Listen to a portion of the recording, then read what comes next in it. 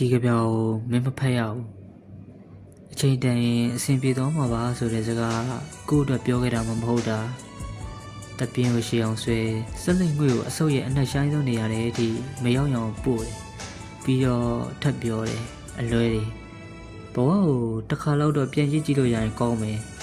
မကောင်းတဲ့မှတ်ဉာဏ်တွေကိုဖျက်ပစ်မယ်ပေါ့ကောင်းလာပါလေဆိုတဲ့မှတ်ဉာဏ်တွေကိုလည်းကိုလိုချင်သေးရဲ့လားဆိုတာမသေးကြပါဘူးအသက်ရှူမွားတဲ့အမောင်တွေတဲ့စိတ်လိုလိုက်ပြီးစွတ်တိုးခဲ့မိတဲ့ညတွေရှိတယ်မဟုတ်ဘူးနေ့လည်းရှိတယ်ဒါတွေကိုလည်းဖျက်ပြရမယ်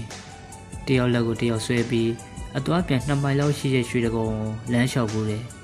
ဒါလည်းဖျက်ကိုဖျက်ရမယ်ဝေးဖို့အကြောင်းပြချက်နဲ့ညနေခင်းတွေစိတ်ကူးရင်ငယ်ဖို့တဲ့အိမ်တိတိလေး